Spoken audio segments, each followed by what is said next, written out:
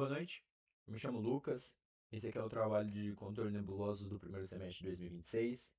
A minha ideia foi aplicar um controle ali usando o modelo Takatsugen numa planta TRMS, que é uma planta não linear padrão ali, laboratório de controle. O TRMS é uma planta com principalmente ali na didática duas entradas e duas saídas, ou seja, um sistema MIMO. Como entradas a gente vai ter as tensões, né, que são aplicadas nos motores que fazem ali o controle do ângulo vertical e horizontal. E as saídas, propriamente dito, são os próprios ângulos, né? Então a gente vai ter o ângulo de arfagem e guinada, que no material eles são representados respectivamente por Psi e Φ, ou podem ser chamados de pitch e Ió também. O objetivo do controle é fazer com que os ângulos eles sigam referências angulares ali desejadas, diminuindo ao máximo a perturbação, o acoplamento que essa planta tem. O ponto central é que o TRMS nos comporta como sistema independente, assim como eu disse, o fato de eu aplicar tensão em um dos motores, ela vai criar uma perturbação em um outro motor, ou no outro ângulo, melhor dizendo, né? Então, um sistema acoplado ali, com bastante interferência na aplicação de tensão em um dos motores em cima do outro. Inclusive é desproporcional, né? Não necessariamente a proporção ali de perturbação é igual entre a aplicação de tensão nos dois motores. Antes de começar efetivamente o controle, é necessário definir um ponto de equilíbrio, que é um ponto em que representa uma condição em que a planta está em repouso ou em operação estacionária. E a partir desse ponto, o trabalho vai começar a utilizar esse ponto de equilíbrio para poder começar a dialogar com a técnica de controle, com a modelagem do Takatsugen e tudo mais. É importante dizer que esse ponto ele não precisa coincidir, né, com o zero grau físico, que é exatamente o que a gente faz.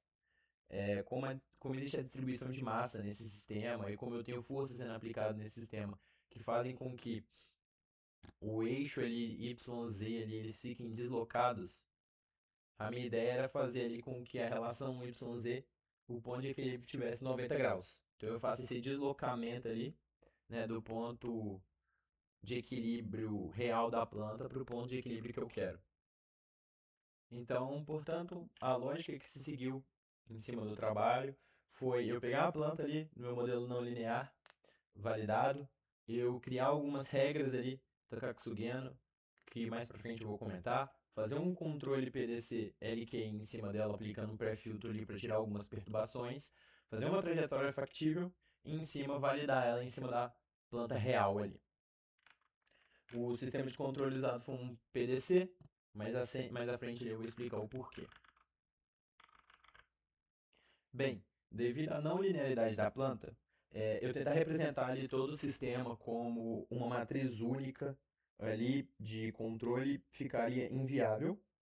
Então a ideia foi tentar aplicar um Takatsugeno em cima dela, ou seja, eu dividi ali a operação da minha planta em alguns modelos linearizados em alguns pontos de operação, que eram os pontos desejados, e em cima desses pontos eu começar a criar controles ali com ganhos específicos para aqueles pontos, e em cima desses pontos ditando ali uma entrada factível que eu gostaria de atingir, eu começar a ponderar esses modelos. Ou seja, o modelo final ali do meu sistema nada mais é do que uma combinação ponderada de alguns modelos locais Takatsugen criados, ou seja, se a planta está perto de alguma região do que eu criei, eu vou começar a ponderar esses sistemas ali para definir os ganhos dos meus controladores, de forma a eu conseguir garantir estabilidade do meu sistema e garantir equilíbrio ali e atingir as premissas iniciais do sistema. É importante dizer que foi testado dois modelos, né? Foi testado um modelo de 9 regras e um de 25 regras no trabalho. A ideia era tentar pegar a premissa de que quanto mais regras eu aplico no meu sistema, melhor fica ali o controle. Isso, em tese, deveria ser uma verdade, mas talvez por uma questão de um deslize ali no modelo de 25 regras, não se tornou real. O modelo de 25 regras ele piorou o, o erro no para um dos ângulos. Ele melhorou bastante de outro ângulo, mas ele piorou de um dos ângulos. Então, não foi uma premissa, não foi uma verdade absoluta ali de que quando eu aumentasse o número de regras, eu melhoraria o meu sistema. E por conta disso, eu segui o controle ali com o modelo de 9 regras. Partindo agora para a lógica de controle, né? A lógica de controle ela vai usar a mesma lógica do modelo Takatsugi anteriormente dito, ou seja, eu vou fazer um PDC, que nada mais é do que, para cada um daqueles 9 sistemas que eu criei, eu vou ter um controlador que me garante, né, as condições iniciais que eu quero para o meu sistema, e em cima desse controlador, eu vou ponderar ali os ganhos em cada um dos momentos que eu estiver aplicando a tensão. Importante dizer que eu estou aplicando aqui uma trajetória factível em vez de aplicar simplesmente um degrau. A ideia de tomar essa decisão é só para evitar que eu leve meu sistema, os motores do meu sistema para essa alteração no momento t igual a zero, ou seja, no momento em que eu aplicar ali o degrau, ele não vai ter impacto muito grande ali na parte de avaliação, né, do comportamento do meu sistema, mas ele vai garantir que eu nunca chegue na saturação do meu sistema em momento nenhum.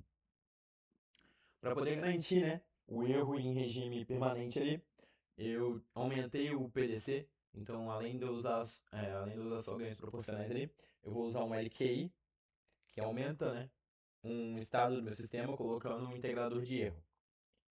Então, o objetivo do sistema, né, ele é além de simplesmente estabilizar a planta, eu quero também conseguir rastrear a minha referência com erro zero.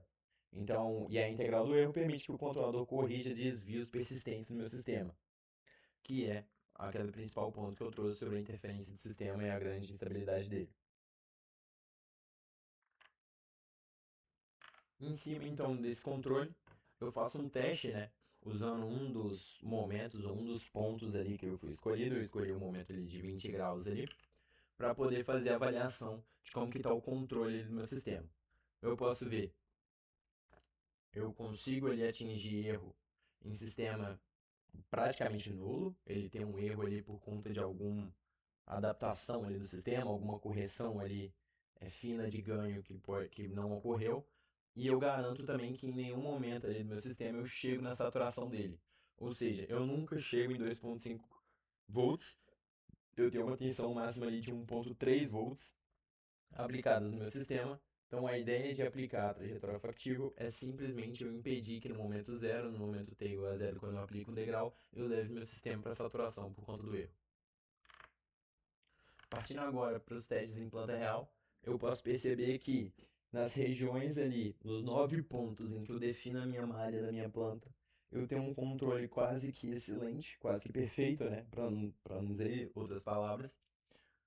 E nas outras regiões, ou seja, quanto mais distante dessas regiões, pior fica o meu controle. Isso já era uma coisa esperada, né? Até por isso que foi utilizada aquela técnica de utilizar 25 regras. A ideia era eu conseguir ter uma malha ali, ou uma quantidade de pontos ali cobertos maior. Mas eu consigo garantir em todas as aplicações de pontos o erro em regime estacionário igual a zero e um overshoot menor do que 10%. Ou seja, que eram as especificações que eu desejava ali. Ou seja, eu posso dizer que o controle funciona. Aqui a gente vai ter duas baterias de teste, né? Eu tenho uma bateria de teste em que eu aplico simultaneamente em PC e em FI degraus, e eu tenho uma que eu aplico em momentos diferentes. A ideia é eu começar a notar ali a interferência de PC e FI dentro do sistema. Eu posso ver que nos gráficos à direita é, o meu sistema ele estabiliza. Na hora que eu aplico um degrau ali em outro sistema, eu tenho um momento ali de divergência, né, que é o momento que o meu sistema está tentando encontrar ali o ponto ótimo de controle para poder garantir que o sistema cumpra as especificações desejadas, e eu posso garantir também que em nenhum dos momentos eu tenho saturação. Eu não tenho sinal, nenhum dos dois testes, né, que foram aplicados, eu tenho algum momento em que meu sistema satura. Ou seja, eu consigo garantir que meu sistema não está saturando, eu consigo garantir o erro em regime permanente quase igual a zero, né? Vocês puderam ver ali que foi 0,001. E eu consigo garantir um tempo de resposta de 20 segundos, que era o desejado ali para os testes principais. Depois, partindo ali com a alternativa, o PDC LQI, foi desenvolvido um LMI. Basicamente, a lógica era projetar ganhos a partir de condições matriciais de estabilidade, ou seja, resolver ali, encontrar uma matriz Lyapunov ali que tornassem possíveis ali, as desigualdades serem negativas. Ele se mostrou uma tentativa de aproximar a síntese de uma prova formal ali de estabilidade do meu sistema. ela não substitui o LQI devido a ter ficado um erro residual, ou seja, não garantia que em regime permanente o erro do meu sistema ia para zero, e essa era uma das condições principais do meu sistema, mas ela provou que é possível ter uma matriz ali que faça com que a LMI converja. Basicamente a diferença entre os dois é que a LQI é uma técnica de projeto, né, de controlador, enquanto a LMI é uma forma de escrever condições matriciais de estabilidade ou desempenho. Contanto que eu tenho divergências, né, entre os dois controladores ali. Pode ser que ajustando ali os ganhos ou ajustando as matrizes ali do LMU eu encontre uma resposta maior, mas até o dado momento do trabalho, o LCase mostrou uma aplicação melhor.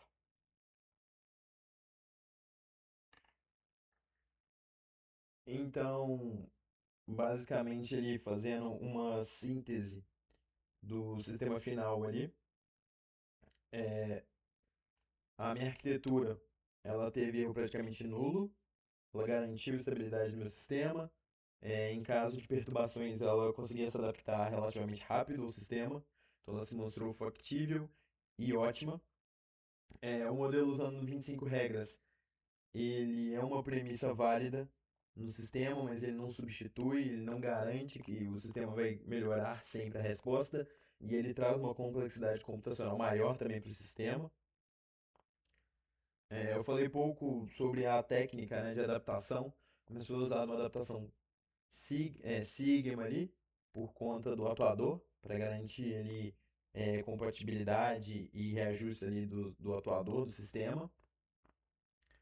E na hora da aplicação do PDC-LMI, ele melhora, né, a resposta ao longo do tempo, mas ele deixa um erro residual ali que impede que a gente siga com isso como uma verdade absoluta.